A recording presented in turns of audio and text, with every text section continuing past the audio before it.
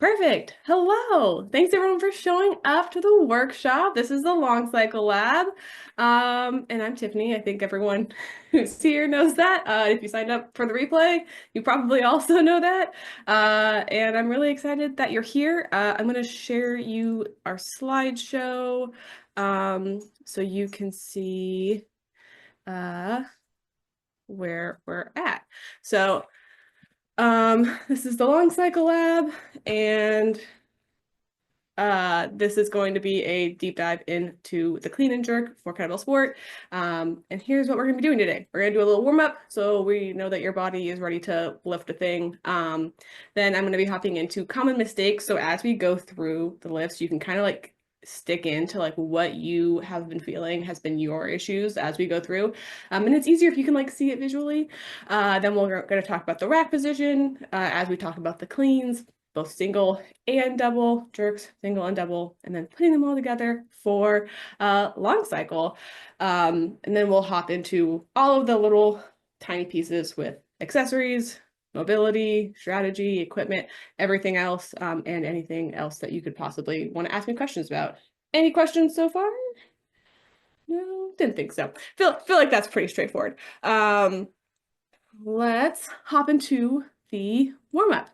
So I'm gonna be here doing it with you. If you just want to watch, that's also fine. If you're a person who doesn't actually want to do the workout part, I get it. But we're gonna start with our cat count. This is gonna be very similar to what we've done if you've come to any of my other workshops. This is my warm-up for sport, and this is what I do for all of my sport workouts. So it's a pretty straightforward routine. So we're gonna start cat cow position, inhaling, look up, and exhaling down, inhaling up, and exhale down. We're really focusing here on like moving through each segment of your back. We're not like twerking here. We're taking our time, moving through every vertebrae, and then looking at moving through every vertebrae. Long cycle does put a lot of pressure on your back, so you do want to make sure that you're warmed up for it. From here, we're going to go into scapular push-ups. So we're going to do some big circles. Keep the elbows locked out. I'm just doing big circles through our shoulder here. It might be a little crunchy. Some of these might be a little crunchier areas for you, and it's just taking that time to feel out where you need to spend more time when you're doing this on your own. Make sure you reverse direction here. Nice. And then we're going to do push-ups going down our back and up. This is just like a regular push-up, except for you're just going through your back here. And then we're going to go up to your ears and down your back with your shoulders. Shoulders are going to be really important because they're going to be a really major stabilizing force in the lifts.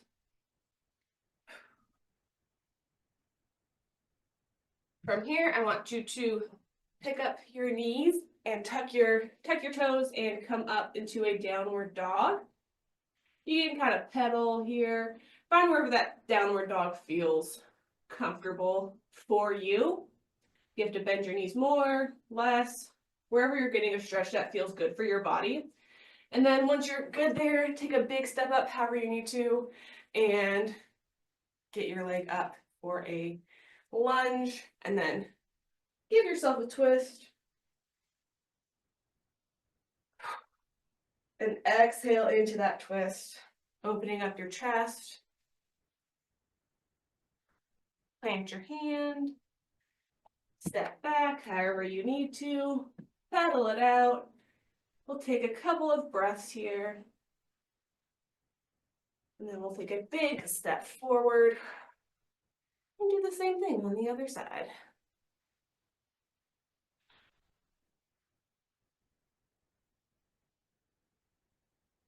You need to like sink in a little bit further. Find where those stretches feel good for you, for your hips, for your shoulders, for your chest. and then we'll step back. I'm gonna have us walk all the way up. We're gonna do a shoulder car standing. I think last time we did kneeling, so this time we're gonna do a standing one. So shoulder car is a controlled articular rotation. So we're going to be moving through our shoulder capsule, really controlled. We're not trying to like windmill our arms like this. We're trying to move with precision. I'm gonna go kneeling just so you can see me better in frame. But we're gonna have our thumb back and reach back as far as you can. We're not like rocking back like this. We're trying to keep our chest square. Reaching back, finding that sticking point, keeping your arm in really tight. And then once you can't move any further, little twists, and then you come all the way around, palm facing outwards. And then we'll go back, pushing the thumb up, find that sticking point, work it before we rotate, pinky forward, and palm facing towards your thigh this time. We're gonna do it all over again. I'm gonna come forward so you can see where it is in relation to my body. See, we're trying not to come out here, trying to stay in really, really tight. Elbows locked out. Rotate all the way around. Really working in those sticking points. And where your mobility and where your sticking points are probably going to be different from me. And they're probably going to be different side for side as well. Do one more on this side. Keep your chest up. Reaching back. All the way around. And back. This way. And we'll do the other arm. You can do like a thumbs back, a hand open. It's whatever feels best for you. But pushing back all the way with the thumb, rotate it around, palm out, reaching back, find those sticking points, little twists working in them, and forward. Back, forward, so you can see. My sticking point for this side is a little different than it is for my other arm. And that's totally normal. And also it's going to be different depending on like what workouts you did yesterday. If I did a bunch of shoulder or chest, my mobility will be a little bit different because I'll just be tight in different ways.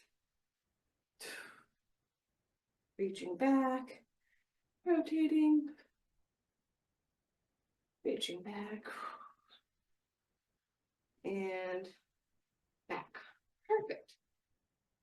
Now we're going to do hip cars. We're going to do a standing hip car this time. I like to have something to hold on to because I don't want this to also be a balance exercise.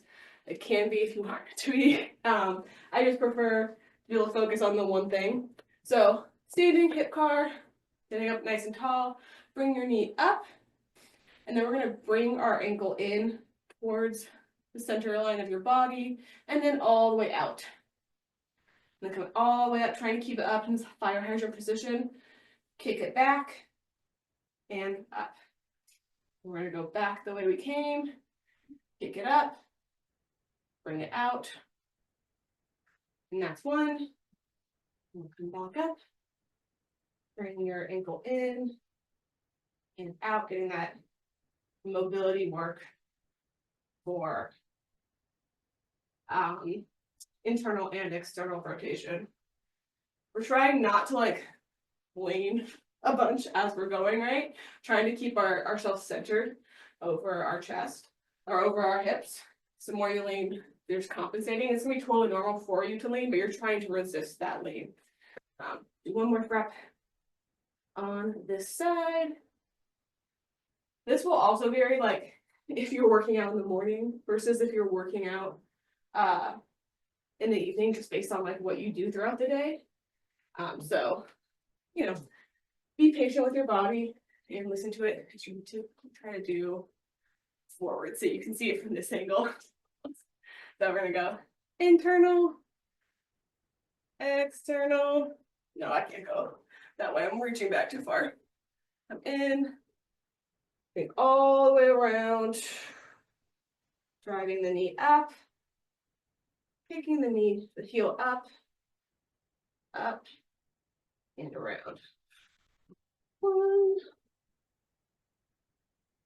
in, out, and around, kick it up, knee up, heel up, fire hydrant, and down, last one, in,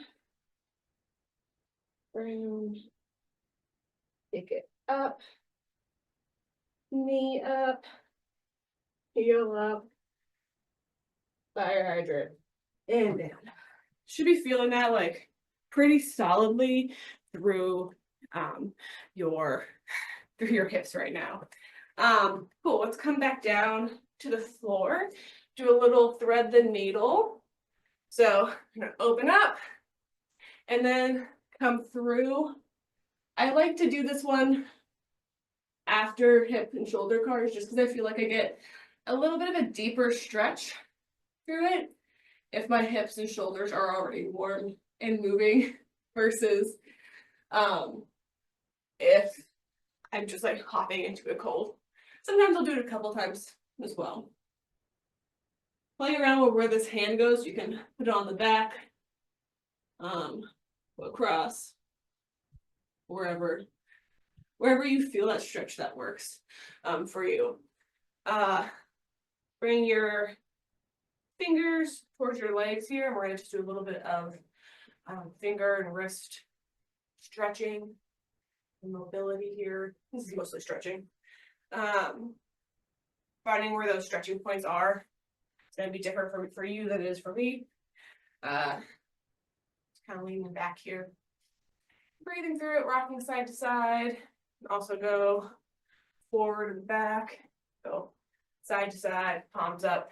Find those stretches that work for you the best, because it's going to be different. And this is also really nice for afterwards as well. If the clean is something that's been a pain in your butt, this is a really nice way to release that tightness. Come back up. We're going to do a hip clock. Hip clock is one of my favorite lower body mobility exercises. We'll talk through it. If you don't remember all the steps, that's fine. And also just like if you can't do it exactly, make it work for your body. So we're going to start with Cossack. If you can't do a Cossack, put your hands down, let your heels come up. It's totally fine. Usually the first rep of this, my heel is off of the floor, just because my hips aren't quite there yet. So we're down, but then we're going to turn towards the knee that's up. Fingers coming down. Pull your fingers towards your chest as you're rocking side to side, like really hard. You should feel this through your wrists and your forearms. And we're going to put our hands down, pick up the back leg, little push up, pick up the hand next to your foot, and then you're going to twist both feet towards the wall and rotate. And that's it. And then rotate back, big step up. Let me do that one again so you can see it the other way. So big step out, find that stretching point, find where your feet work for the Cossack, turn, pull your fingers towards your chest, rotate it side to side, hands down, pick up the back leg, or don't. Come down for a little push-up, pick up your hand, and these both feet are going to turn towards the camera this time. You should feel that stretch right through here. Lift the hand, look up towards it to deepen that rotation.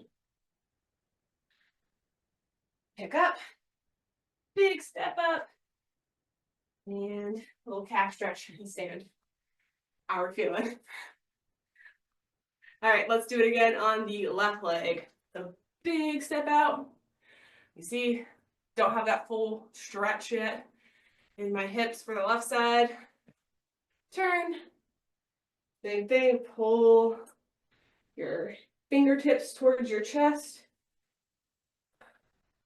Plant your hands.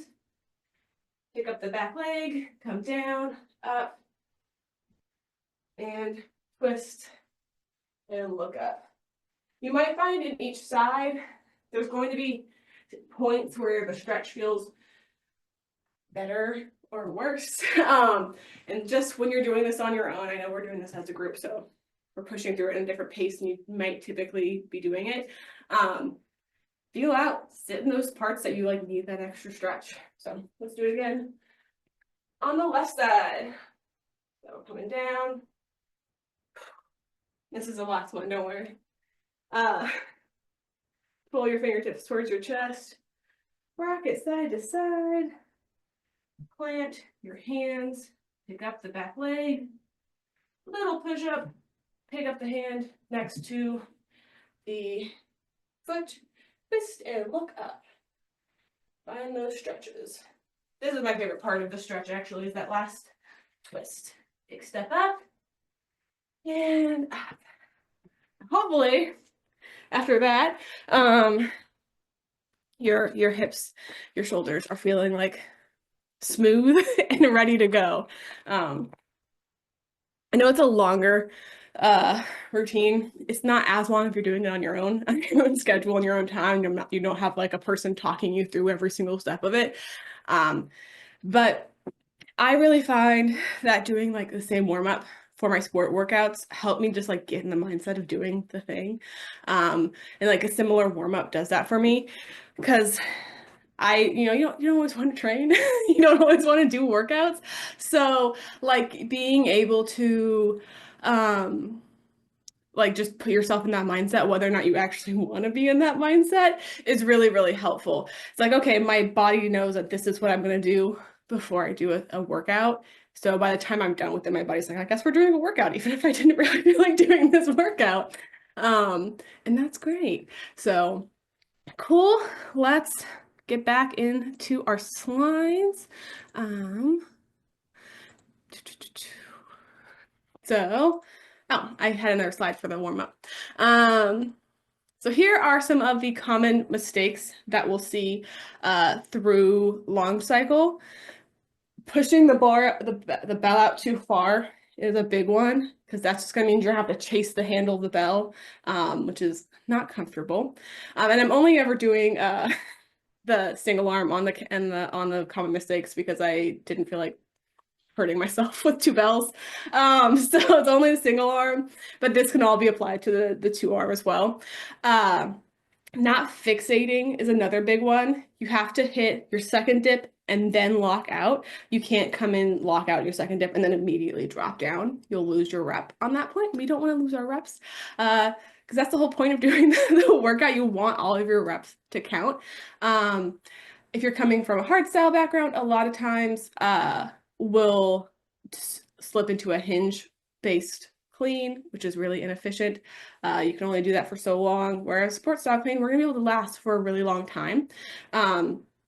If your insertion is bad, or if you're over gripping, the bell can come back and like slam you on the wrist.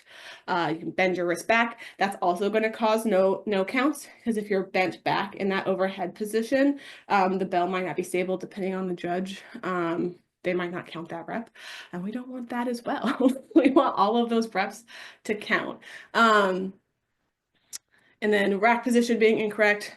You can be doing like a full-on hard style rack position, which you're not going to be able to get that push off with your elbow from your hip position.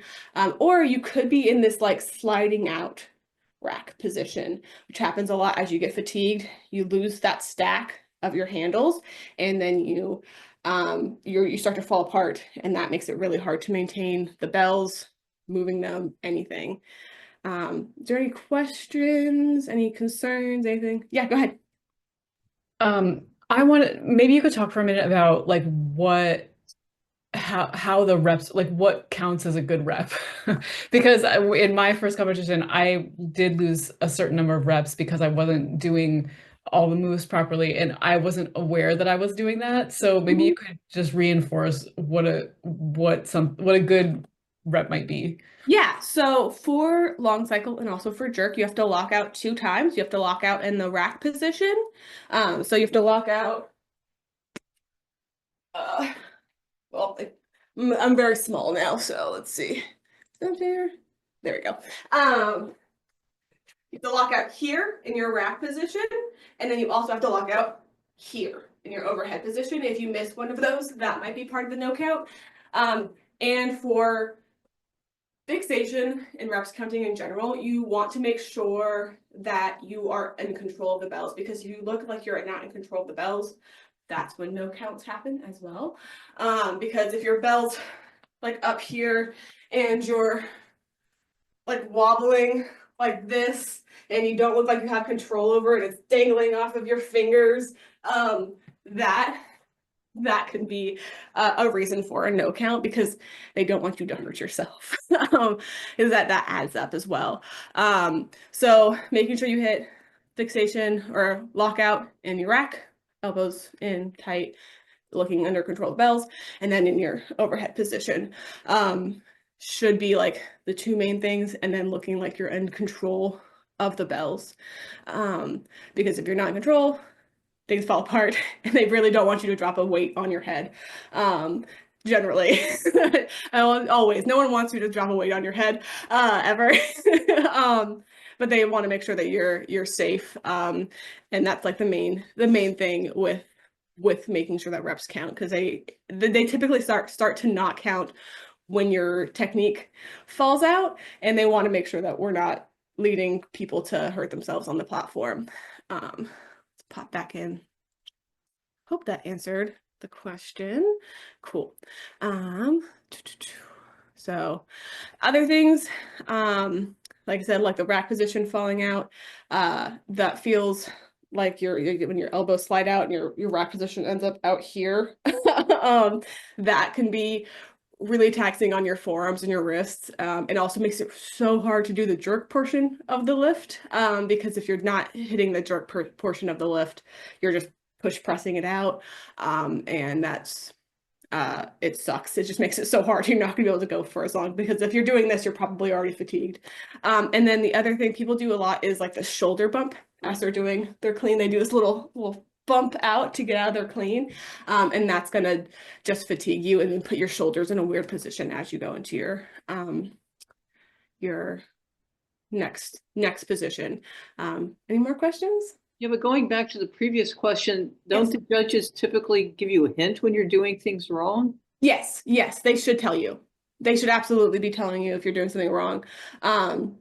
They should be like, no fixation, or you didn't lock out, fix your overhead position. Like and also before you do your sets, especially if you're doing it in person, you should have the opportunity to show them what your regular non-fatigued set looks like.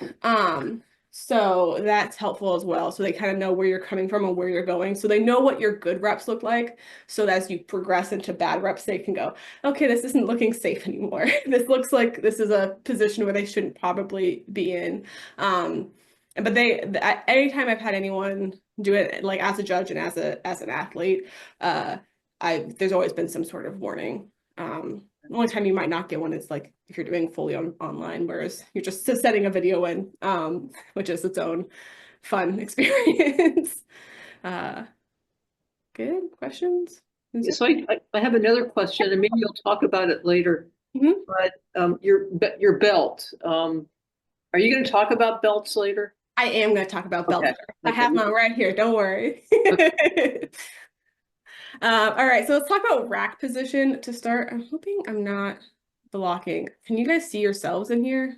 Yes. Okay, well, let's move you so we're not. Okay, let's go. There we go. I don't want to see me either. So rack position, we are keeping our elbows in nice and tight here.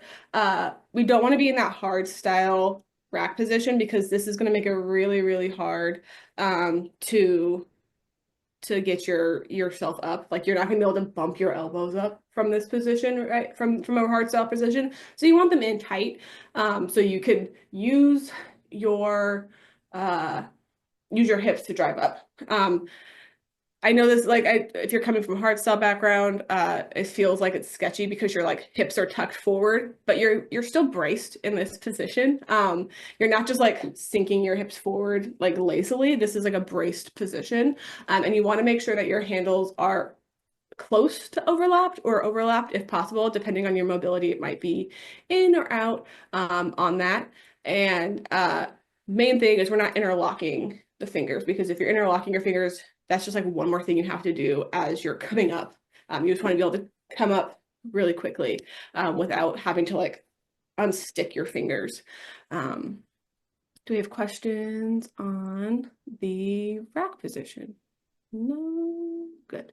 Okay, so I like make this smaller. Oh, this is better. That way I can see you guys if you have questions.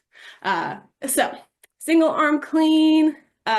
We are keeping our arm in really, really tight to our body.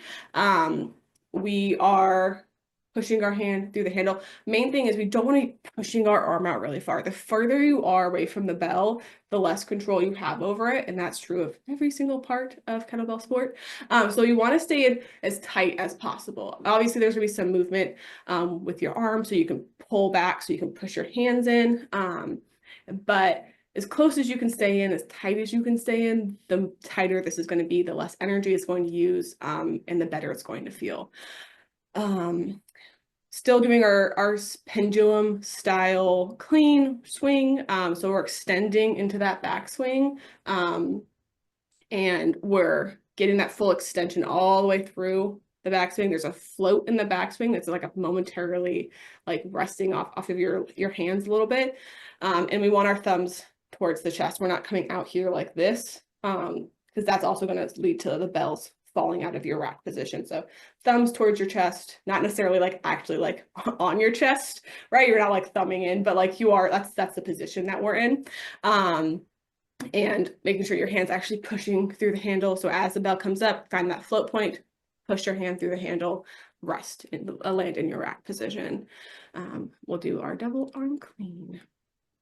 So when we're doing our cleans, we want to make sure that we're trying to land directly in rack position. We don't want to be having to like wobble every single rep, because that's just going to make you lose energy. So even like when you're doing your training sessions, make sure that you are coming in and like landing and trying really hard to just land directly into your rack position, versus like coming in and like, okay, reset every single rep, because that's going to make you lose reps. It's going to make you lose energy, and it's just like a bad habit that you don't want to like solidify. So try to find that rack position and land directly in it. This is also why doing that pendulum style clean is going to be really helpful, because when you're doing that pendulum style clean, you're basically doing like a little squat. So that creates the space for the double bells, and that's really helpful as well. Because if you're creating that space, you're gonna not hit your bells on the legs. And also we're not shoulder popping. So instead of doing that, we're just kind of leaning back and then following the bells. And then we are tucking the hips forward and landing into that rack position. Do we have questions at all about rack position cleans? This is the rest position for the lift. So make sure that it becomes restful for you. It won't be at the start, and it won't be at the very end. Also, like at the end of your set, nothing feels restful when you're on minute 9. Just real talk there. I will say that a cotton t-shirt is really helpful in this. If you're wearing a slippery t-shirt, it makes it way harder to be able to maintain your rack your positioning. Yeah. Go ahead. When you're in the rack position, are your elbows actually resting somewhere, or are you just kind of like holding the bells? No, my elbows are on my hips. Okay. So you're actually like they're literally resting on you. Yeah. So your hips are tucked forward underneath. And this is also where a belt will come in as well, because if that's a position that's really hard for you to hit, a belt will help push everything up so you have somewhere to put your elbows on. That's like the main part of the belt, because it's not really there to protect your back. It's there to have somewhere to put your elbows. Um, I know elbow slippage is like a thing. Another thing that can help with that, one, cotton shirt, make sure there's not a bunch of stuff on it. Like the shirt I'm wearing there is not necessarily the greatest shirt to be wearing for it because there's a bunch of crap on it. So it makes it a little bit easier to slip. But also adding water on your shirt creates a little bit more friction as well. So you'll see a lot of sport lifters when they have like 2 wet spots on their belly. That's because they're just trying to have a spot for their elbows. And the tighter you are in, the less like the better it is. And this is gonna depend again on your mobility, on your strengths, your weaknesses, like all of these different things. So your rack position might not be the same exact rack position as somebody else's, but generally speaking, tighter in is gonna be better, especially in comparison to our hard style rack where we're like out here like this. We want to be in tight. So that means that we're like, so we can move these bells as a unit once we get into the overhead position. Do I have any more notes on the cleans? Could you demonstrate the shoulder pop thing? Yes, I sure can. So, sorry, gotta make myself big again. Otherwise you're gonna be like, I can't see a thing. Cool. So the shoulder popping is here. You just do this thing. Oh, So it's like a weird thing, and it can just like add a lot of stress on your shoulder. And you'll see it a lot in beginners, because you don't know how to get the bell off of your chest. So you're just like push it off your chest. Totally normal thing to do as you're like, if you're trying to figure this all out, you're like, bells are here. How do I get them off of here? Push your bell off. Easy, easy peasy. But if you're doing that for 100 reps, it's gonna not feel good. Double bells look similar. But you can see there's yeah, you're kind of shrugging. harder to control too because you're just like pushing them. So versus a regular clean, where you can just keep that bell in nice and tight. Okay, Does that make sense? that does. Cool. So another question I have, when I'm doing one arm long cycle, I can rest my elbow on my iliac crest. Yes. But then when I'm doing 2 bells, I kind of have to put them on the middle of my stomach fat. Mhm. That's normal. Yeah, that's normal. Especially because like when you're doing the like here, this position is like is kind of where we sit, but we can also lean a lot more in Yeah. a single arm. In single arm, we can do like a lot of fun compensations. Like we can kind of go more laterally in our clean, and we can do a whole lot of things more leany to compensate. When we get into doubles, there's not really like a lot of leaning that Yeah. we can do because otherwise we're gonna lose power. So we're trying to stay in really tight. So hopefully as you come up and then you can go up as one. Whereas if we're going with one, you can kind of just pop off the side. Yeah, that's me. Yeah, and that's fine. If you like for one arm, my one arm long cycle technique looks a little bit different than my 2-arm long cycle technique because I can compensate differently with my strengths and weaknesses of my body. Like my cleans tend to be a lot more lateral when I'm doing single arm work versus 2-arm, where I have to stay straight because you don't really have a choice. If I could figure out a way to go lateral with 2-arm, I probably would. Yeah.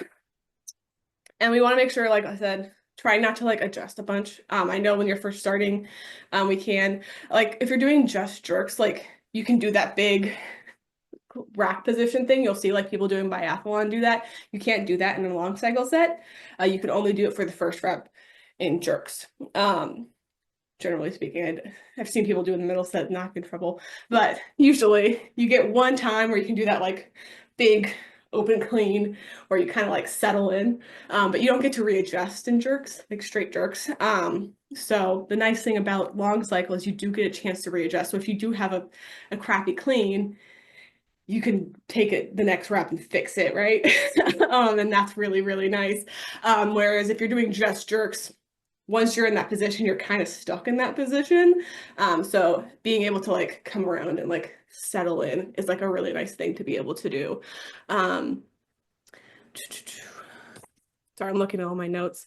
Side rack I know is a thing people do as they get into like long cycle. I don't coach side rack at all. It's not like a thing I do. It was not allowed when I first started doing sport, so it's just not something I have experience with.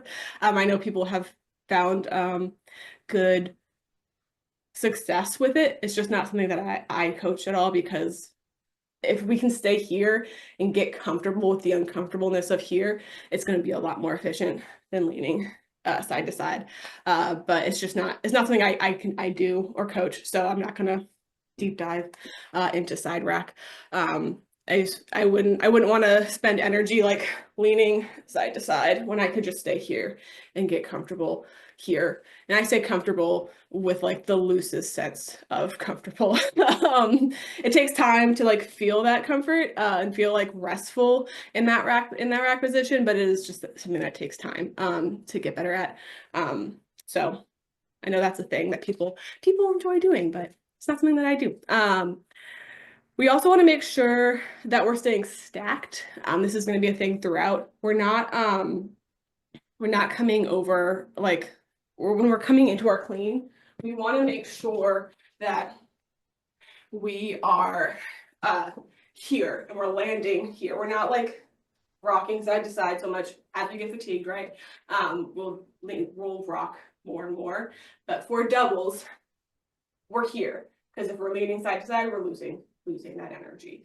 And stacking means we're stacking ankles, knees, hips, and this will come up all sorts of times. We don't want to be like, I don't like to be super, super wide. You'll find where it feels comfortable for you. Might be slightly wider, but this is going to be really hard to get out of position.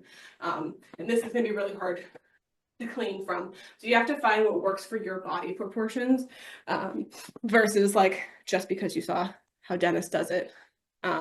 We're gonna be built differently, or can box probably for us, because Dennis is a machine. So the way that he does things and the way we do things will have to be a little bit different. And that's also his like full-time job, is to be good at long cycles. So I know we're coming from like seeing like really cool people on the internet doing really rad things, which is so cool, but that's his whole entire life. That's his whole entire job, is to be good at long cycle. And most of us have other things happening day to day. So we might not be as efficient as him. So we have to figure out where that works best for us. Cool. Let me pop back into the slide, see if there's anything else that I wanted to make sure. See. And then insertion, make sure that you are pulling your elbows back so you can push your hands through. We're still keeping the arms in tight though as we're doing this. We're not like coming all the way out. The elbows stay like really close into my body the entire time. They're basically rubbing against my sides as I'm doing this. When I first started doing it, my coach had me put like a towel or a piece of paper between my arm and my body, so that way you can like practice it. And obviously that's like an exaggeration of it, because we're moving our arm a little bit, but you want to make sure that you're maintaining that closeness to your body, because the closer you are to your body, the more control you have and the less energy we're using. And that's all we're doing, is trying to maintain use the least amount of energy so we can go for a stupid long time. Do we have any more questions about the clean before we practice? Cool. So when we're doing these practice parts, pick one of the things for each little set that we're going to do. And that's going to be, pick one. It doesn't have to be one of these are just some ideas. But pick a thing that you want to focus on for your sets. We're going to do sets. These are just straight cleans, just 1 minute sets, just practicing. So let's get into it. Let me stop the share. Perfect. And like I said, if you have questions while you're doing them, that's also totally fine. So let's go. Let me grab a timer. I will have a timer this time, and there will be nobody messing with the timer. So we'll be so good. I won't make you guys There's no husbands here to mess up my timering like it was in the snatch workshop where he did not say anything. I was like, you were supposed to say something. And he's like, oh, yeah, it's been like 3 minutes. Cool, but thanks. Uh, all right, so let's do a set of just cleans, 1 minute, pick a thing to focus on, and let's go. 3, 2, 1, lift. Yeah, good. Beautiful. Arms in really tight, Martha.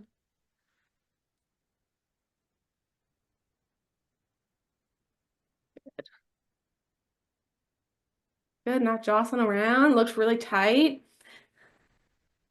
Good tight rack positions. Beautiful.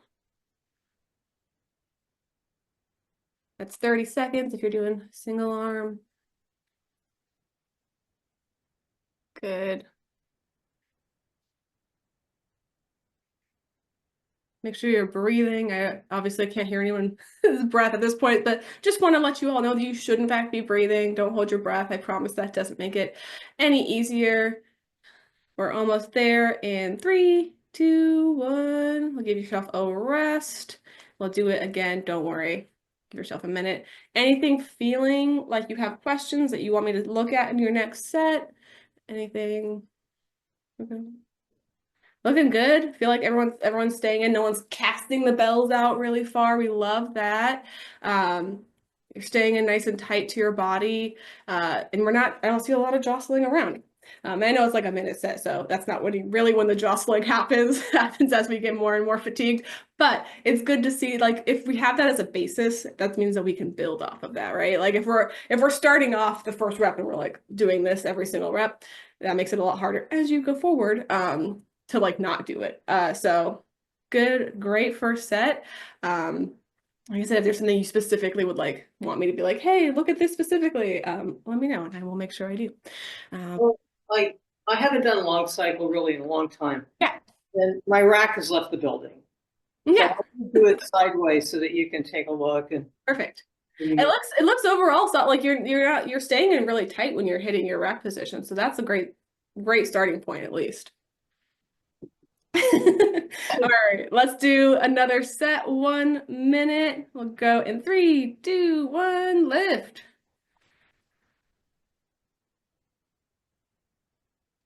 Good.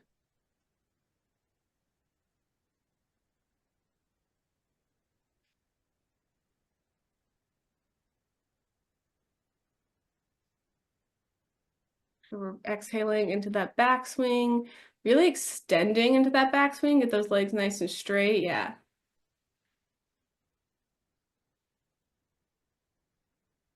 Looks like you're making that good elbow connection to the body, so that's awesome. We're 35 seconds in. Try to get those bell handles like parallel with each other versus coming out to the side. So get you more and more fatigued as you go. We're almost there. We'll do one more set after this. Don't worry. Good. Last 3, 2, 1, and rest. Beautiful. I don't think there's anything crazy about your rack position. It looks like you're hitting the position that you need to be in. It looks like your elbow's staying connected. Your handles are parallel, like and tight. Like I wouldn't be mad about that rack position. I know if it might feel bad, but that's just probably because you're a little bit out of practice and it's a weird position to be in. And your body's like, this kind of sucks. Have any other questions, concerns, practices? Let's say make sure we are staying in tight. We're not falling out as we get more fatigued as we go through these workouts. Want to be in like even if the handles aren't stacked, because I know that's a tough mobility position to be in. It takes time to get comfortable with that. Getting them here versus falling out, because this is a harder position to maintain versus this, if that makes sense. Cool. We'll do one more set. Put everything in. Have some fun. Don't worry, we'll do jerks too, so you'll have time to practice that part of the workout as well. All right, last minute of just cleans, and we'll go in 3, 2, 1, and lift.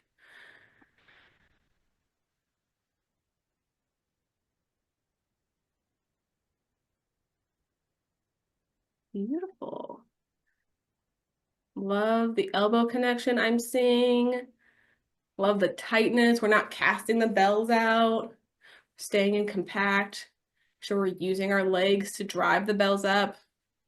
We're not trying to curl them up. We're using that hip hinge. We're 30 seconds in. We got 30 seconds to go. So exhale in that backswing so we can get that full depth, full extension, and then inhale up. Exhale as we drop into the clean. Got 15 more seconds.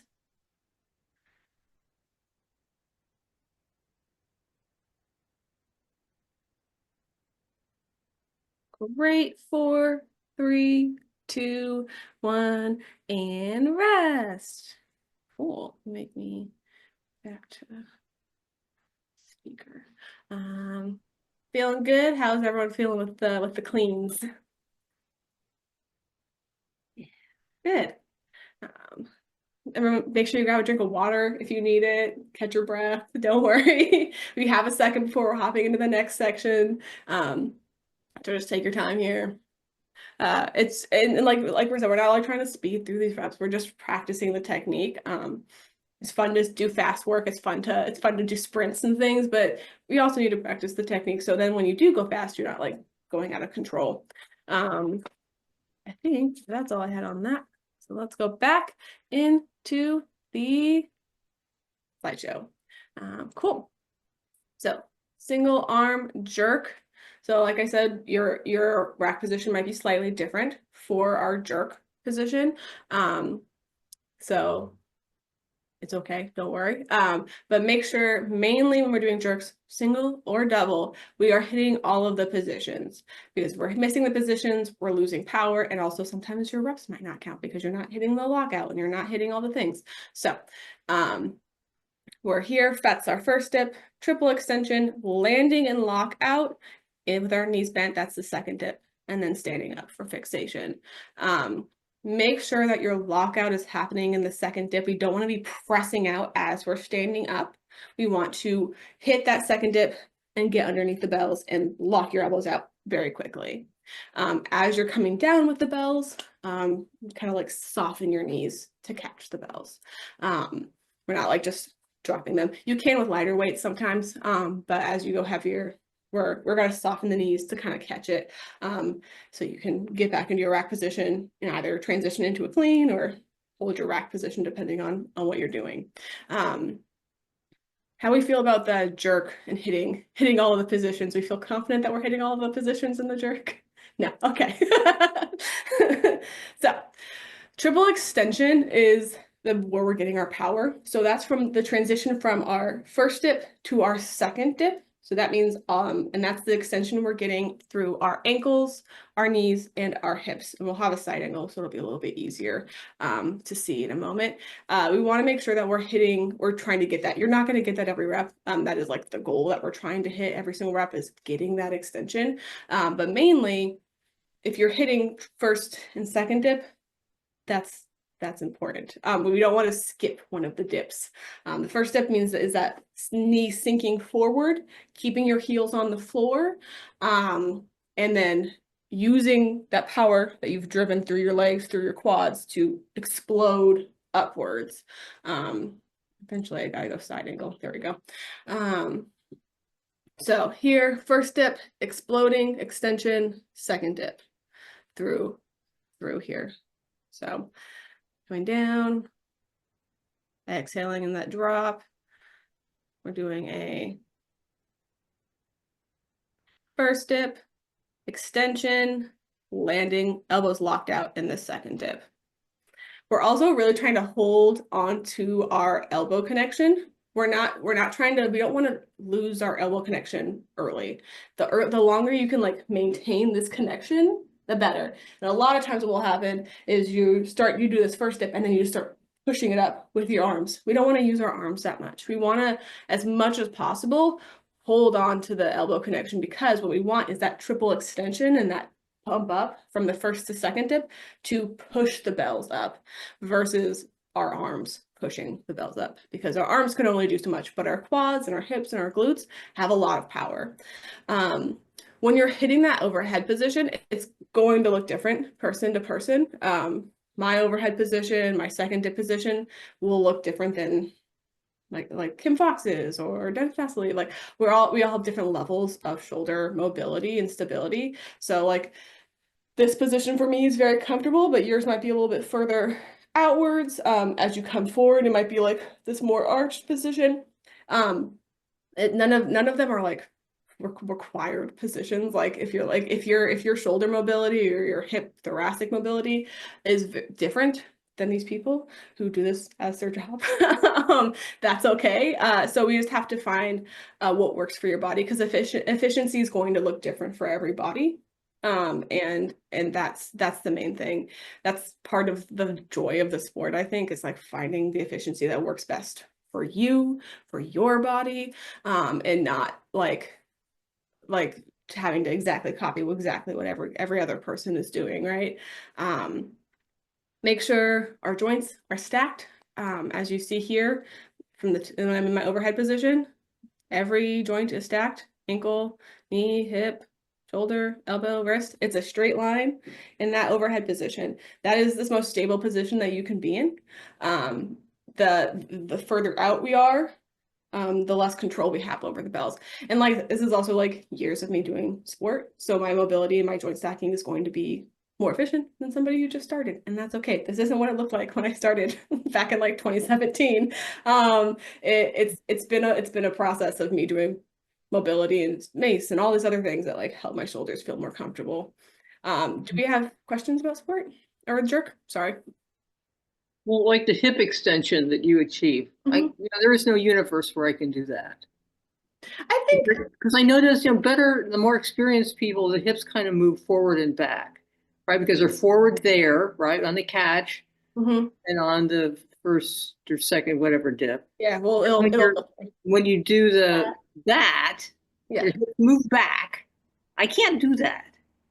Well, that's fine. We'll just work for your body. So like when we're going, stop share so we can talk about it. So the main position, so we want to hit that is, so we're our lockout rack position, right? First, Yeah. that is. I mean, as long as your heels maintain connection with the floor, that's going to be the most important part for me. Because if we're here, then you have to drive all the power off of your toes. We don't want to drive all the power off of our toes. You're not going to have so much power doing that. So we're here, heels stay planted wherever that is for you. It might be here, it might be here. Finding where that works for you is going to be the process that you need to, practice. And then from here, we're just pushing up. So we're already here and we're loaded in this position. Like I feel my legs here, like they're if I sat in this position, it would kind of suck for a minute, So we're in this loaded position. And then we're just going to, and our hips are kind of almost like extended here, and then we're going to push all the way up through it. And that's where that extension comes from. And my extension and your extension and everyone's extension is going to look a little bit different. The goal is to be pushing up with so much power that your arms don't have to do anything.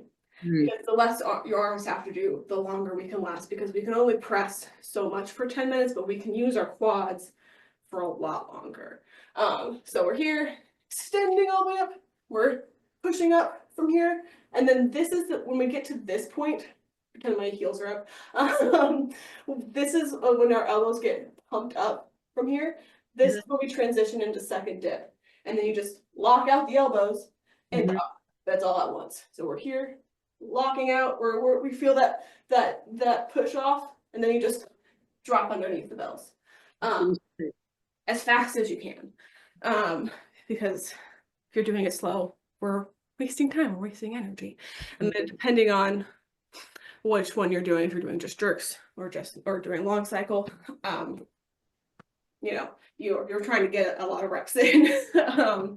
So make sure when we're practicing, which is going to be in a second, our lockout, first dip, extending up to as much as we can, wherever that is. Just make sure we're driving up You can even, like when I first started practicing, like my feet came off the floor. Like, and that's fine. That's the sort of power we want though. We're coming up. But when we do our jump, right? You still land in that under spot. You're not landing like this because that would be Right. silly. So as you come up, you're landing underneath it. And that's all we're doing. So use your legs, drive that power up, and then underneath it. So that if with that hip drive, I mean, this is a stupid question, but if you, with the hip drive, you're not getting the bell high enough, you have to use your arms. Yes. Yeah. Yes. And we want, I mean, and like, and as you go through a set, there is going to be reps where that happens. like just straight up, if we're doing a 10-minute set, not every rep is going to be perfect, and we're not going to have that efficiency for every single rep. So there will be points where your arms are doing some work and you're having to push up with your arms. But the less reps we do that with, the longer we can go. Right, okay. And that's the main thing. So it's as efficient as possible for as long as possible. And then we embrace the suck and we do it hardcore. We do it anyways. And we suffer through a few ugly reps. The nice thing with long cycle though is you do have a really easy place to rest and reset. You can take these breaths in this rack position and go, okay, that one kind of sucked. Let's fix this next one, hopefully. But yeah, make sure as we practice, down, and then explode up, land underneath, Mm. and lock out at the same time. And that's gonna make sure we're not, as we're coming here, because if you're landing with your elbow still here, this is really hard to control. And then you're having to like stand up and lock out. And that's where people's triceps burn out really early, which is a super normal thing that you're practicing. So your triceps will burn out. We don't want that. So get here, underneath it. And if you have to practice like just jumping, like landing underneath the bell. Because the more you land underneath, the faster you lock out, the more efficient you will Okay. feel. Sorry, I Any have more a question about that, the sort of initial drive as well. Sometimes when I'm doing a heavier set, during that initial drive, I find that sometimes like I can feel it in my back, like I can feel my back being pressurized, and clearly that's not a good thing. So, do you think that that's a result of like leaning too far? Is that like what do you think is causing? What do you think would cause that? I think bracing would probably be the issue there.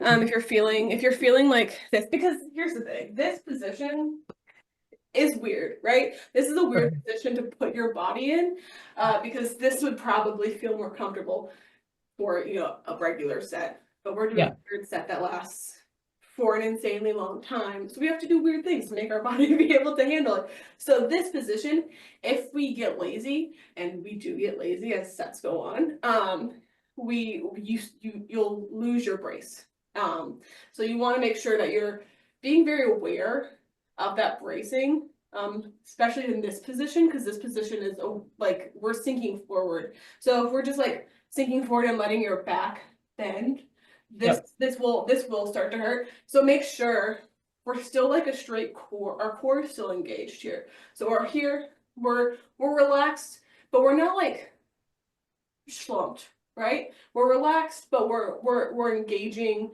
these core muscles because we are resting however much weight we're resting on our hips. And that's going to be tough on your back. So make sure you're engaging your core in this position, and then especially here to here, because here is where we're exploding. So you want to make sure that we're not getting lazy there, because your body really wants to be lazy because it's really hard to remember to do all of these things all at once.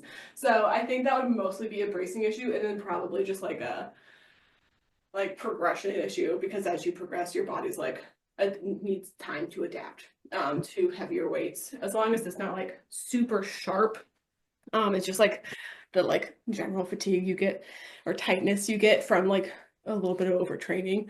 I think it would just be practicing and making sure you are staying braced as you go through, instead of letting your body be lazy, because it wants to be lazy so bad. Well, let's practice some jerks.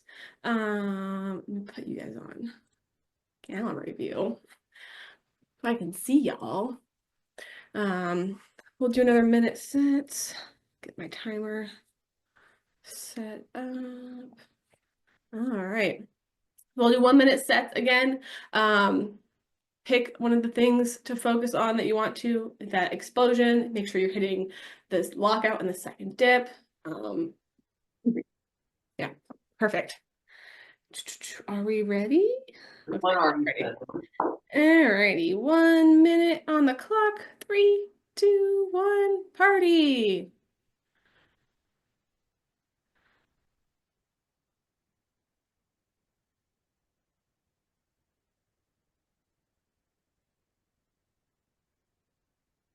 Yep, hit that lockout in the second dip. Be explosive through your legs. Remember, our legs are doing the drive in here. So even if you're using so much power, your feet leave the floor like you're doing like a jump squat, that's totally fine. You want to just focus on using your legs to drive it. You're 30 seconds in. If you're doing... What cue do you use to shirt, like the moment of fixation at the top? Like when you're hitting the overhead, like I just counted in the overhead position. Like that's how I know I've done it. If I've counted for the one, you got 3, 2, 1, rest. Like when I hit like the top fixation, like the rep counts for fixation, is that the one you're talking about? Yeah, at that point I'm just counting. I'm just counting the reps so I have track of where I'm at. And I mean, a lot of times when I'm doing this, there are no thoughts. It is just breathe, breathe, breathe, inhale, exhale. 1. Like I wish that I had like this beautiful inner monologue that I could tell people about, but it's me just going, oh God, this is really hard. No, don't think that. This is really hard, but we can do it. Like it's just that over and over again. And counting. That's really how I get up to the overhead. I hit here, and I go 1. And then I, hit the next rep or start it, or I take the extra breath at the second. Also breathing, that's also a thing I tell myself a lot as a cue, because more than with snatch, breathing in long cycle feels like a lot harder for me, because you're dropping weights on your chest, there's a lot more places you're supposed to breathe. And so I lose track of my breath. So I also use that overhead position to kind of like reset where my breath is, so I don't like lose track of where my breath is in the set. Since we're on this topic, tell us where to breathe. I have it all written down, don't worry. So you're exhaling into the clean, inhaling up, and then exhaling into your rack position. And then you're inhaling on your first dip, and then exhaling as you explode up and land. And then you like inhale and exhale in your overhead however many times that you need to. And then inhale, exhale to initiate. Inhale on your clean as you drive up, and then exhale down. You're like, holy crap, there's a lot of things to breathe here. That's why I said, like, you can lose track of your breath, and that can make you lose power because your muscles need the oxygen, so you can continue to move. So I use the overhead to kind of like reset that breath pattern, because I know here is which is the most important part. We'll talk about it again too. So for this, make sure you're down, up, and then as you come down to like catch your rack coming down. Main thing when we're doing breath is it is anatomical breathing, right? So we're working with the body instead of against it. So as you're coming down, you're exhaling, and as you're coming up to lift your chest, you're inhaling.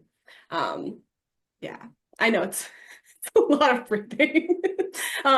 When I first started doing it, I was working with a guy named Dan, and he was like, yeah, and then you breathe here and here and here, and I was like, what?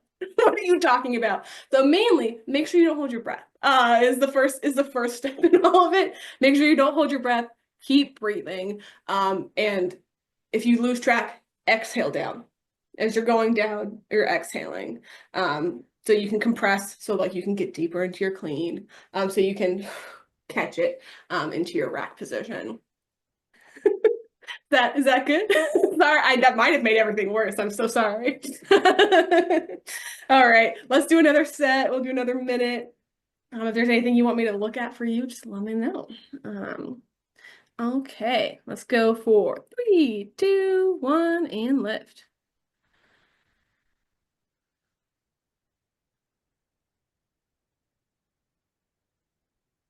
Beautiful. Wow.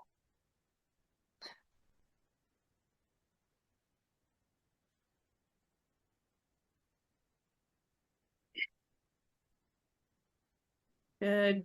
Good lockouts on the second dip. It looks beautiful. You're halfway through. Good rack positions, good lockouts. I love it. You're almost there.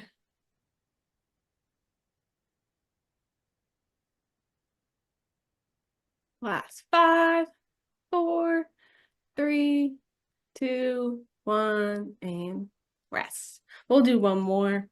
So we're keeping it even on everything. How's the jerk feeling? Do we feel like we're hitting all the pieces? It looks like we're hitting our lockouts on second dip, which I love. That's big, and that's gonna be a big ticket, like help you not have to press out, which will make sure your biceps and triceps aren't doing extra work, your shoulders aren't doing extra work, which is great. And it's also going to make sure that your reps count, because if for pressing out, if our elbows are looking wobbly in our overhead, that can lead to fixation not being counted. Yeah. How's the cardio levels feeling? I know cardio is also a big thing with long cycle and jerks. Long cycle cardio is this very own specific type of cardio.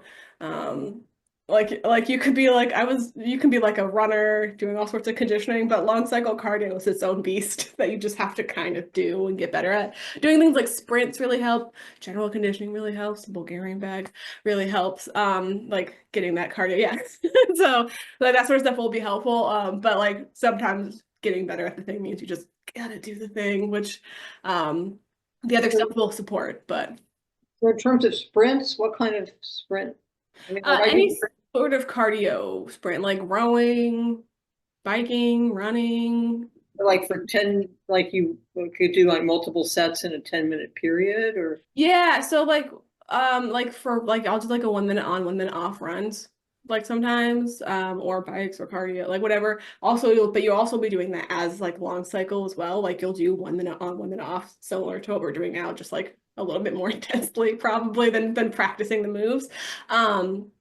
So like that sort of stuff will be very helpful. Jump roping as well is another one that people really like. So it's just about finding the cardio like support that you will actually do. It's the main thing, because people can be like, this is the one that's going to change your life, but like if you don't do it, it doesn't make a difference. So it's about finding what works for you. And for me, like running, I really like running. So I know that's a not everyone's most favorite type of cardio. That really helps, but you can also do conditioning with other things, like Mark is doing Bulgarian bag stuff, and that's great cardio. You can do like also like steel mace sort of cardio as well. So there's lots of ways that you can build your cardio to complement. But when it comes down to it, doing more long cycle will be the best way to get better at long cycle. But it is nice to have like a support, because you can't do long cycle every day, right? But you can do some sort of other cardio, supporting cardio to help you feel better. Yeah, let's do one more set and then we'll hop into like the last little section of the slideshow. All right, last set in 3, 2, 1, party.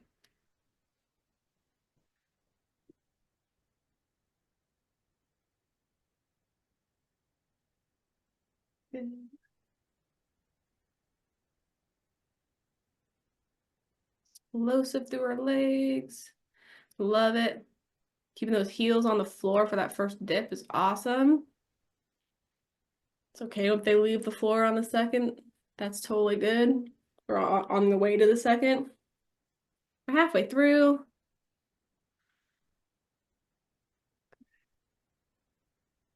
beautiful lockouts in that second dip. That is the best. That's going to be really helpful as you keep going. Almost there. Good breathing, good explosiveness. In 4, 3, 2, 1, and rest. Nice work. We love it. We love it. Hope we're feeling strong. Take a second, catch your breath, bring your heart rate back down. I know it doesn't take very much for your heart rate to rise up with these sets. So totally cool. Let's hop back in to the slideshow. So these are things I should have focused on, but you did. We talked about it. Cool. So let's talk about long cycle, the whole deal. Knocking scissors off of my desk. Make sure that we're not skipping out on everything just because we have a new thing to do. If don't forget all the things that we've been talking about as because you're putting them together. So make sure we're still breathing, make sure we're still extending into the backswing, make sure you're still breathing. Breathing, like I said, we're exhaling down, inhaling to drive up. So for long cycle, I'll go over the breath again. We're exhaling down into our clean, inhaling to drive up, and then exhaling to catch the clean. And then as we're coming here, take a breath. This is a position where you can like reset, take an extra breath, and then inhale as you go down for your first dip, and then exhale coming up and into your second dip. You might take an extra breath in that second dip and then stand up nice and tall. And this is where you can take an extra breath and then back down and do it all over again. Mainly, like I said earlier, please don't hold your breath. It will make it so much harder if you hold your breath. And I know when things get hard, like the immediate thing is you're like focusing on everything, you forget to breathe, which sounds hilarious, but then you do a plank for 30 seconds and you're like, why is this so hard? Oh, it's because I haven't breathed the entire time I've been doing this whole. So making sure that you actually are holding, you're not holding your breath and breathing throughout. And your rest positions are your rack position and your overhead position. So make sure you are using that to your advantage. There are 2 ways you can drop in this. I only show the one because that's the one I ever do. You can pause and rack, so you can come down, hold, and then go again. Or you can come down and just tap the rack and keep going. Tap rack, waterfall method, whichever way you do is fine. It's just about what works for you, and like what works for your cardio levels, what works for your hands, because your hands might be getting fatigued. It's just about finding the rhythm that works for your body. And that's that. I personally prefer the waterfall tap rack because that way I'm just following the momentum and I don't have to like restart the momentum. Additionally, I can get lost in sets. So like if you're coming down, if you're pausing here, and sometimes you pause and sometimes you don't, you might be like, oh God, where am I in this setting? Which sounds silly, and it doesn't typically happen in like a competition setting, but in a workout setting, like if you're just doing your sets, sometimes you can kind of get lost in what you're doing, right? So making sure that you like stick with it so you can kind of like track where you're at in your rep, because it is a lot of steps in this rep. In one rep, you're doing a whole lot of things all at once. We've been talking about it for over an hour. So making sure you're staying consistent with whatever variation you like is the main thing. And like I've been saying, try to stick into your rack position. The more you readjust, the more energy you're wasting. And make sure you are like meeting the bell on the way down, especially as the bells get heavier. You don't want to just drop them right into your chest and into your guts, because it sucks.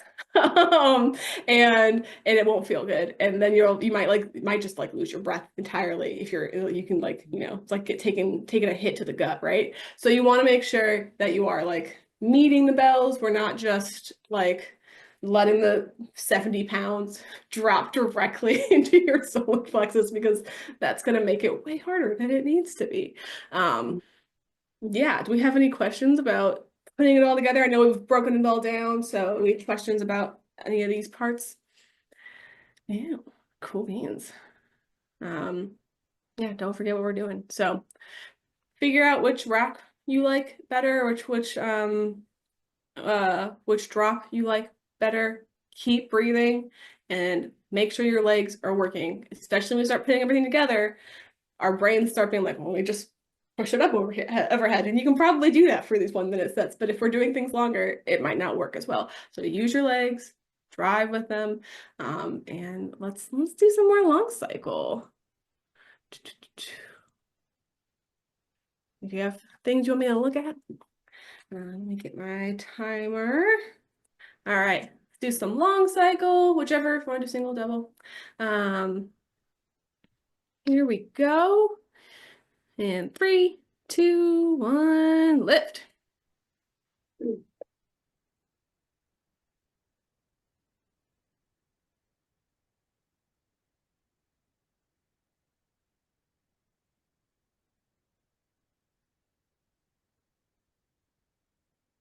Good.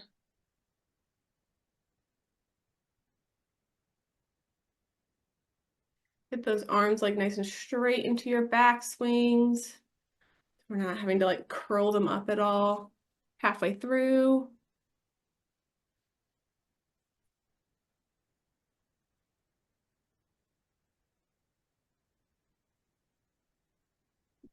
Cool. Use a breath to really expand into your backswing as well.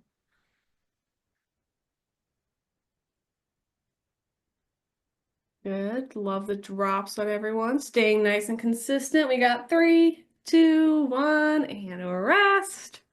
Beautiful. Give yourself a minute. Cardio's probably starting to add up. We've done, 7 sets at this point, scattered around. So that's totally fine. It's even better actually, because now you can practice while you're a little bit fatigued. So that's great. I think we're looking good. Looks like we're all breathing, which I love.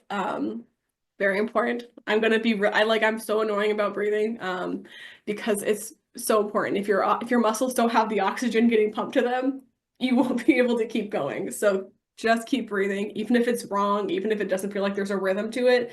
The rhythm will come as you get more proficient and as you feel more confident in the technique, and as you're not having to be like, also I need to think about this and I need to do this. So as long as you keep breathing, you'll be able to keep going. That's the whole thing, right? That's life. You just gotta keep breathing, one breath at a time, one rep at a time. Do you have questions? Anything anybody wants me to look at on their sets? No? Good. Beautiful. Well, let's do another set here. Let's get 2 more sets of long cycle in. Make sure we're locking in, being really explosive. Let's handle it. Let's go for another minute in 3, 2, 1, lift. That nice tight rack position. Handle staying parallel, love it. Maintaining the hip connection.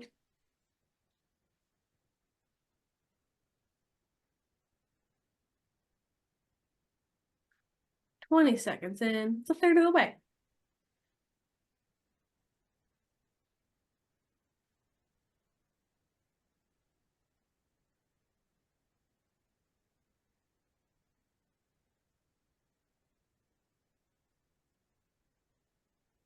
You got 20 more seconds. Stay explosive through your legs. Good explosiveness. Land in that second dip. Nice. And we're good in 5, 4, 3, 2, 1, and rest. Beautiful. We got one more set. It's looking explosive. It's looking strong. I'm loving it. You guys are like, I'm really excited that this is the last real set after 9 sets. Right? No, this will be 9. This will be set number 9. So, you know, we've scattered an entire workout through this workshop. That's great. Then it's a lot more of me talking and demonstrating, so you guys don't have to you don't have to do all of it. Yeah. So I have problems with losing my balance, especially I think at fixation. We're at that. I'm not very adept at describing the phases. Is that pretty common or? Yeah, well, you can lose your balance. I mean, like even when I was practicing, like I had to do like a step back. It happens. It's mostly just being able to like readjust. Like I've seen lots of people like have to like stumble and readjust. I've done it in competitions. You're exploding everything upward, and if your feet don't land at the same exact time, it's a thing. It's not ideal, obviously. We don't want to be stumbling around the platform or in a competition. But it's just you know, being able to be like, okay, and not like not letting that like let everything fall apart afterwards, because I've seen that happen. You see people go, oh no, I've messed up, and then I see it in their eyes where it just sort of like crumbles down around them, where they're like, oh, I at this, and now everything is bad. You have to just be able to like let it go. Practicing wise, like, so your balance feels better. So you're just doing the reps, finding like the stance position that works for you, maybe a little bit wider of a stance so you feel a little bit more stable might be better, as long as you're not like doing almost a split, so you're losing all of your power. But yeah, finding a position that like feels comfortable for your balance. And then as you progress and feel like as you get more proficient, you might come in a little bit more because you'll feel like you'll be more consistent with your landing. So that's usually where it comes from, is like a weird landing position with your heels, and then you're like, I gotta readjust. But as long as you don't let it destroy your brain, that's the main thing with losing balance. Because I mean, like I said it before, and I'll say it a million times. It's a lot of reps, and not every rep is going to be perfect. We are not machines. We are human beings, so like every single rep being perfect would be so cool. But it's not a realistic like wish to put on ourselves. So being able to be like, oh no, that kind of stopped. Okay. And then you just do the next one and let it go. And that's really helpful in that. But like play around the stance, I think that'd probably be good. And also you can do balance work as well. Like I do some balance practice as well, which helps so you feel stable. Not necessarily like directly linked to long cycle, but just generally including balance, because balance is something you can train. It's one of those things like you can if you don't use it, you lose it. So it's a thing you can practice. It's not super hard to train either. It's something that you can just do it for like 5 minutes, and it makes a difference in your training and in your day-to-day life. Let's do one more set, and then we can talk about all the other things. All right, last set of long cycle for the day. We're going in 3, 2, 1, party. It's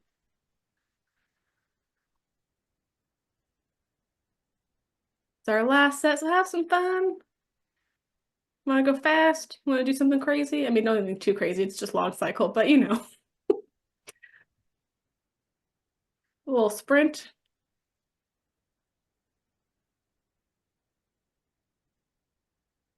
Good. Staying in nice and tight with your cleans. We're halfway through. 30 more seconds. Make sure we're still breathing. Being explosive through our legs. Expanding into that backswing. Beautiful. Last 15 seconds.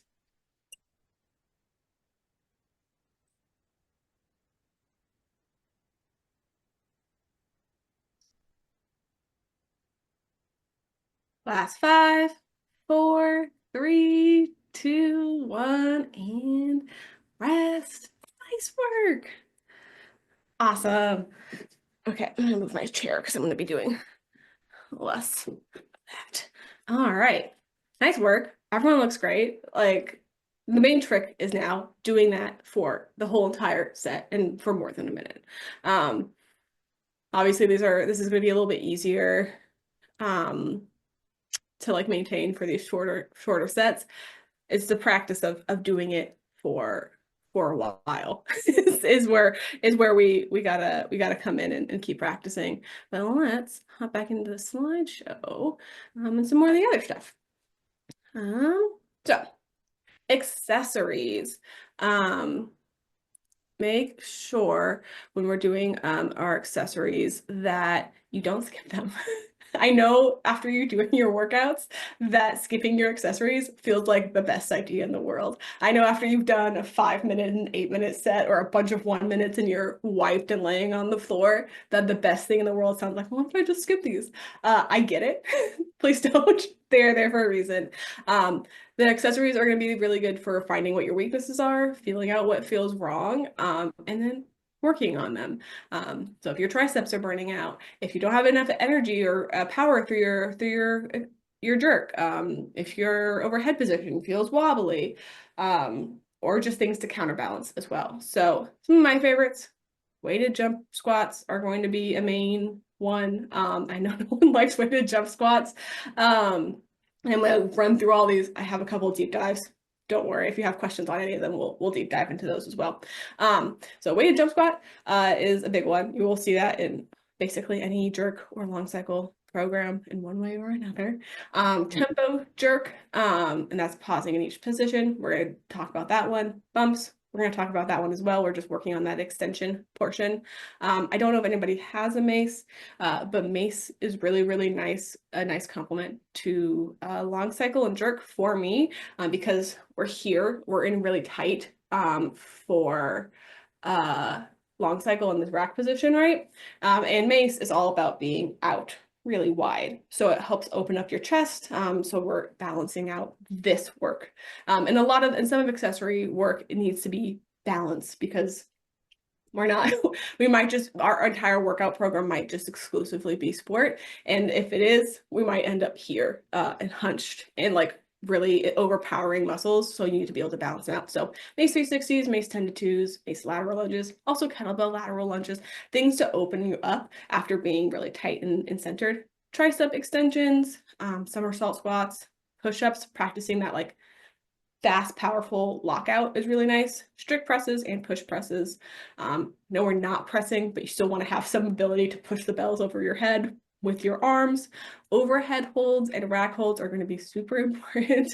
You want to be able to be comfortable in those positions. And when things fall apart, you need to be able to like rest in those positions. Like if you're on a plan Z or whatever, I know that I can sit in a rack position, I can sit in an overhead position for a stupid long time, and I can keep going for my sets. Barn doors, or opening and closing, and then some mobility. If you came to the other workshop, I do a lot of the same mobility. Prone, pullbacks, and liftoffs, hip straddle, liftoffs, and scorpion stretches. Like I said, I know there's a very speedy run through of accessories, deep dive on them. And then if you have questions about any of the other ones, don't worry, we can talk about them. So here is the tempo jerk.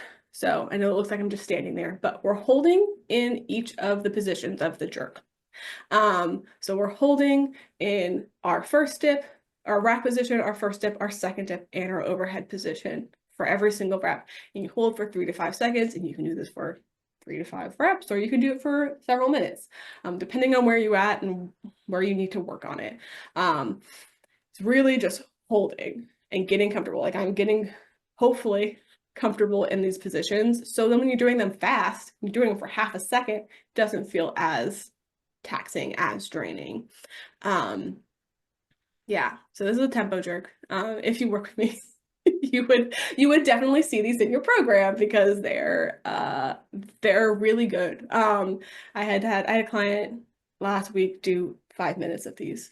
So she I'm sorry, I didn't have any clients do these because all of my clients love every single workout that I ever write them. But you know, one of the things is she's, you know, not hitting all of her dip as well. So we are working on that so she can to do that in a regular set, and it works. And frankly, with these ones, like with tempo jerks, they kind of suck at the beginning, right? But as you get more comfortable and as you do them more, it feels a lot less terrible. And I know that's like a super coachy thing to say, but like as you practice, it does make a difference, and it does make it less hard to do. And like we're just trying to find that stability in each of these positions. So as we're moving through them, because we will be moving through them a lot faster, it'll feel a lot more stable. Questions about the tempo jerk? No, it's a pretty straightforward exercise. Bumps. Bumps, we're just doing the first dip to triple extension. That's the entire exercise. It will burn your quads quite a lot. And we're just trying to maintain that elbow connection and push our arms up. We're not like pushing up with our arms at all. We're trying to just let our legs do the driving. And we're focusing on sinking down, exploding up. And you'll do these for pretty high reps, from like minimum of 12 up to 20 or 30, depending on where you are in your program. Maintaining that the rack position as well. We're trying to maintain like where we are, and we're not like ever like breaking apart like we're going into a jerk. We're sitting in it and exploding upwards. Is there questions about the bumps? I'll show you in full speed too, don't worry. How high should the bells get? They shouldn't really separate too far. Like, so this is the point, like if I was here, I would like hit my bump here, and then this is when you would transition into your under squat. So this is the point where you would push up. Where you're at is going to depend, like how high they get depends on the weights of the bells, really. So like if I did this with an 8K, they would go up a lot higher versus me doing with 16s. So the main thing is we're not lifting the arms. The main thing is we're trying to like maintain the elbow connection versus like pushing up with our upper body. It should be entirely quad based, and you should feel that in your quads and your hips and your glutes, and not at all in your upper body, because you're just pushing really, really hard with your lower body. Should be going into a full speed so you can see all of the different there it is. See, it's happening really quickly. We're just trying to extend in, up, catch it back down, right back into it. And as you get more fatigued or less fatigued, the amount that the bells go up will probably vary a little bit. My first set, they go up a little bit more than my last set does. But we're not trying to push with the arms, we're trying to just push with the legs. And as long as you're just pushing with the legs, that's the ticket. Any more questions about the bumps? Cool. So those are the two main ones. If there's any of the other accessories that you're like, hey, I would like to know more about this one specifically, let me know so I can break it down. I like tricep a lot, extension work a lot, because triceps are going to be a main stabilizer as we're in the overhead position, and the holds are going to build stability as well, which is really important because we need to have a position where we can feel quote unquote restful. So, any more? Somersault squat. Somersault squat is is Horrible. we should do. Somersault, you might have done these before. This is the name I learned. Oh, let me show you in the big screen. Sorry. Oh my gosh, stop share. Somersault squat. This is the name I use. So like I heard somebody else call them something else. This is the one I like. So you're going to take the bell, wedge it up here, and then you're just gonna go up and down. And it is a quad killer. Trying to get nice and low and up. Main thing is this is gonna be all quads, right? Quads and glutes. But we're trying to get like fully extended here and then all the way down nice and low. And you'll do this for like higher reps versus like a regular squat where you might go lower reps. So down and up, extending into that back, and then right back down. So there's not really a rest in it at all. I got that one from, I think it was Kettlebell, Joe Daniels. Yeah. Yeah, it's a it's a pretty killer one. It gets you going quickly. And yeah, you do it for like a minimum of 12 up to 20. I know he says like you should be able to do like 30 reps or something crazy, and that's not happening. But what I what I do is enough to work for it.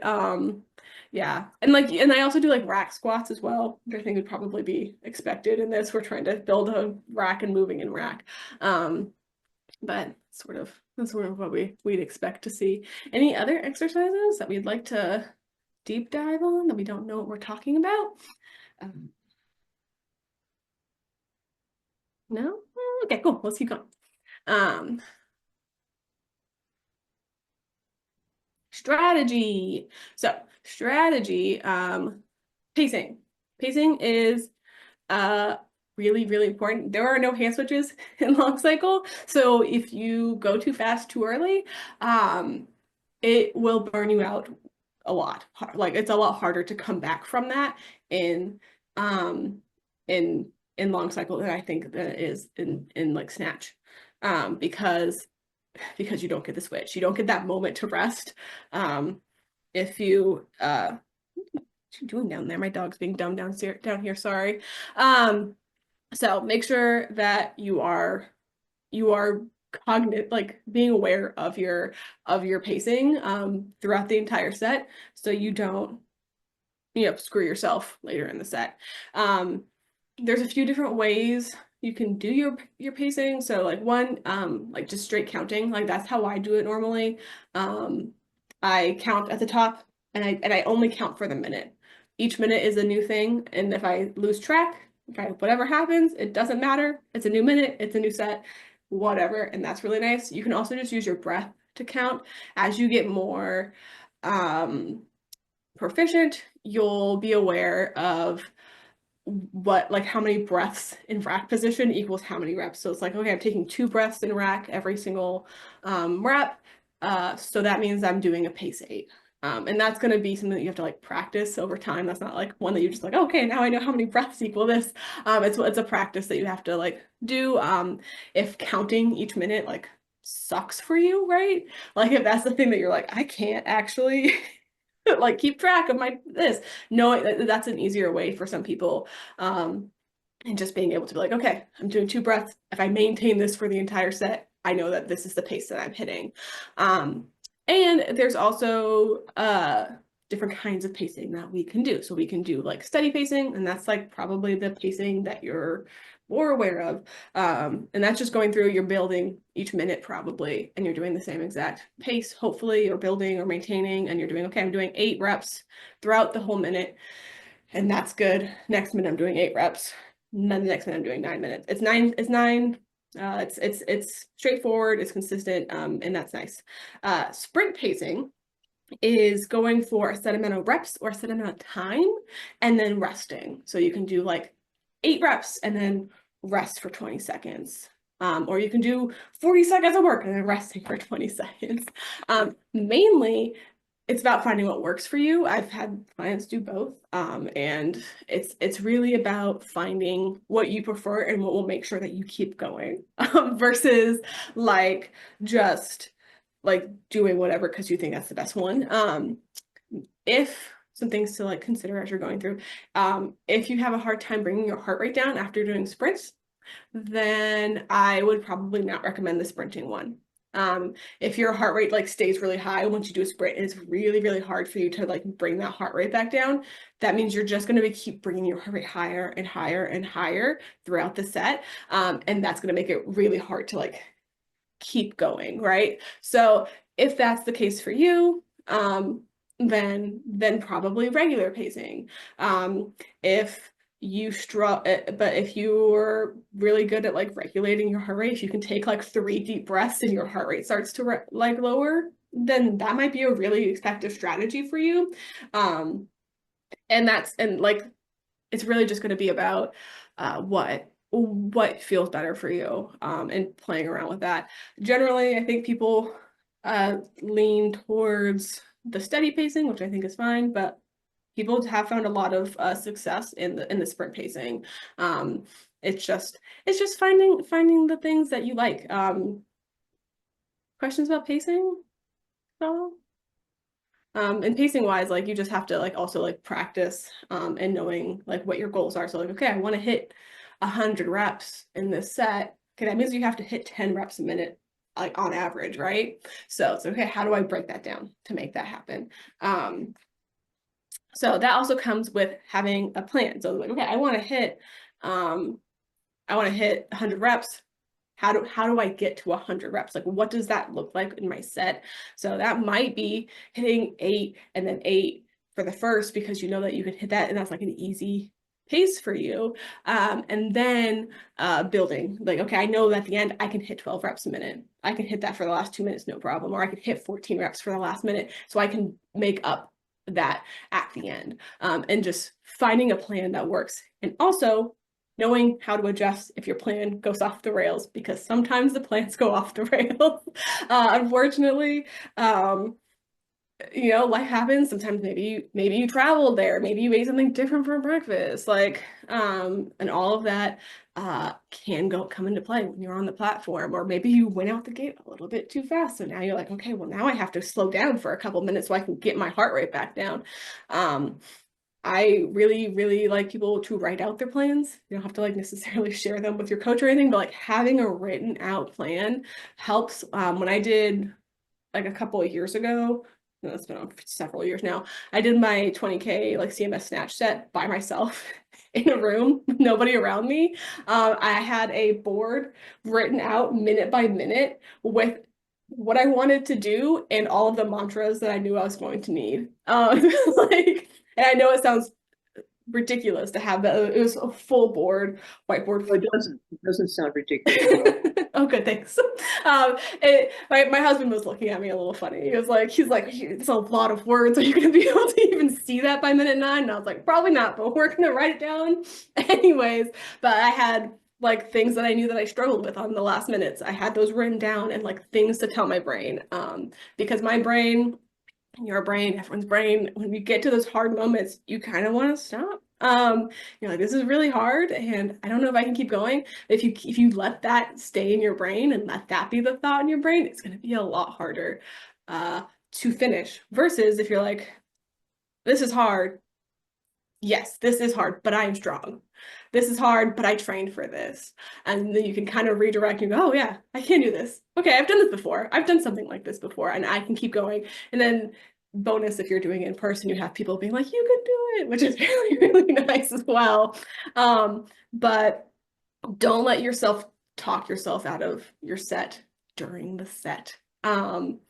Because your brain will want to try to talk you out of it. So you have to let yourself, you have to give yourself strategies to talk yourself back into it. Or hopefully like get yourself mind right so well that you don't even have to worry about it. You just do it. And your brain is like, yeah, this is fine. We're having a good time the whole time.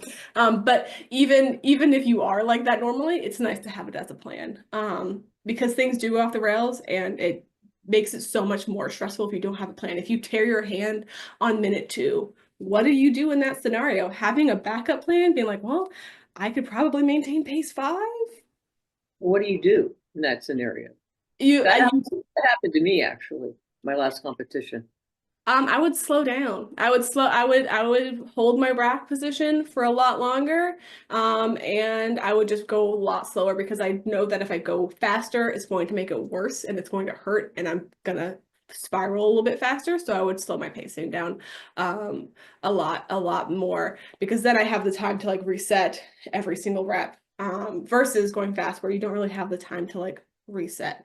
And then by the time you hit to the last minutes, it's like, whatever, my hand's on fire, everything sucks, I'm gonna finish this thing anyways, and you kind of let it go. Because at a certain point, it kind of like, you don't feel it as much as you do when it first happens. When it first happens, you go, shit, like, what do I do now?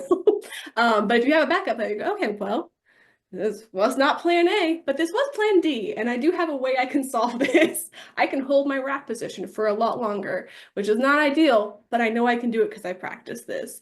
And that's really, really helpful for me. And like, even if it never happens, it's like, well, now I know what to do if it does. And that's just how my brain works. And like knowing that I have a backup plan when everything crumbles is the best way that I can be prepared. Because otherwise I'm gonna be like, well, what happens if this happens? What happens if this happens or that happens? And I can just be like, oh well, I have a little tree that I can go down and I can make that happen. Which is why I tend to do a lot of holds and things, because I know when everything goes off the rails, I know that I can hold that bell over my head for a really long time. Is that great? Is that going to make me get rank? Probably not, but I'm not going to put the bell down, and I can finish the set even if it's ugly. And you make it work. And if it's a switch set, like if it's like a one-hand switch set, then you just try to hold out till about 5 minutes and then you can switch it. And then you have a whole new set on your second hand, which is really, really handy. And additionally, specifically for long cycle, meal timing is really important. Snatch, you can get away with eating pretty close to it. You need to know what you can eat when you do long cycle, because you are dropping weights directly into your gut. And if you eat something new or spicy or with dairy, like it could ruin your day and it could make you sick. So know what foods work for your body for the set, for your competition days, for long set days. Practice as you go through your training cycle, so you can be prepared. And so when you do your competition, you know exactly what meal you're going to eat. Because I go, okay, I know I can eat this 2 hours before and my stomach will be fine and I'll still be fueled. Cool. Versus, winging it. Because like I said, snatch, you can kind of get away with it. Jerks, a lot less so. My first time doing jerks made me really sick, and I was like, why do I feel so bad? And my coach was like, well, when did you eat? I was like, oh, I've been snatching the whole entire time I'm doing this. I didn't realize that I couldn't eat at the same time. I didn't think about the fact that I'm dropping, 16 kilos, 50 kilos, however many kilos into my guts, so make sure you're aware. Gear for sport. You have to wear shoes. Make sure you have to wear shoes for sport. It's important. And also, you don't really want to do jerks barefoot for like 10 minutes because that will hurt your feet. It's just like you're dropping all that weight onto your heels. So when you're doing long sets, make sure you're wearing them. Flat shoes are great. My little Metcons flats, they're fine. And then you can wear lifts like Ollie shoes. My shoes now they have like slight heels on them, like tiny heels on them, but they're hard. And that's the main thing. You don't want to do squishy shoes, because squishy shoes will absorb the blow and absorb your power. So make sure you're wearing something that can absorb the blows and not like super squishy shoes. Belts are not required for long cycle, but they are nice to have as you progress. But I do recommend that you make sure you actually know how to get into the positions and like get comfortable in those positions before jumping into using a belt, so you can maintain that core strength. Because if you're constantly relying on the belt, it might not be. You might not ever learn. Here is my belt. This is a Bellevator belt. And there's Bellevator and Lab of Champions make sport belts. And belts are specifically for sport, because they go down on the side. You don't want the big all the way around belt, because you will not have a space for your elbows, if that's the case, and you'll slip and slide all over the place. So go ahead. Does that belt ride up when you like bend over or do a point? No, it does take time to break it in though. Like belts are like a thing you have to like break in. Like this belt was very stiff. I actually have a video I think on YouTube about breaking in your belt. Like I used like a leather conditioner and I twisted it and it took like a lot of reps. I also recommend practicing breaking your belt in with just jerks, because the clean causes a pinch until your belt is broken in. So I liked practicing it, like breaking it in mostly when I was just doing jerks. This isn't going to protect your back at all like a regular belt. This is just to push up all of your fat and guts so you have an easier place for your elbows. It is the least attractive belt in any sport ever because it's literally just pushing everything up so you have somewhere to put your elbows. It's not cute. It's not fun. To I mean, you can get some kind of cute colored ones with Lava Champions, but it's not like a fun like one that you just like pop off and like look really cool after doing a deadlift.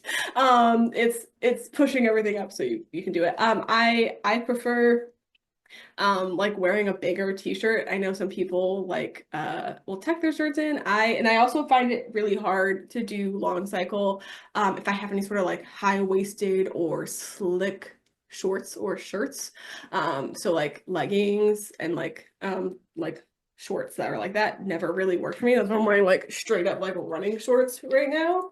And they come up enough, they don't come up so high that it's going to interfere with where my belt is. So, but yeah, you just have to find which one you like. I know Lava Champions has like a female cut belt, which one of my clients like really loves. But this one works fine. This is the one that Dennis made me. And they last forever. They are an investment piece, but I will probably never buy another sport belt in my entire life. Because this one worked. Just it does take a minute to to break in though, for sure. It's a process. Then you kind of have you'll get the little pinchies in your on your hips from like the elbow, between the elbow and the bell and the belt. Yeah, do you have questions about belts? No? They're a great tool to have, but like I said, like really make sure that you like maintain the position and also make sure it's like something you are going, it is an investment piece. It will take a minute to arrive, especially these days, because I think they mostly come out of Russia. So it makes it a little bit extra fun to get your hands on them. But yeah, it's fine. It works. I tried using one of my husband's old belts and it just Yeah. kept riding up. It was Yeah, and the other thing is you're putting it on really tight. Like it's coming on really tight, so hopefully that's probably part of it. You didn't have it broken into you. And then when you're starting it, and you see people doing like the like knee forward before they do it, that's because they're trying not to bend over before they do their breath. So the belt stays in position.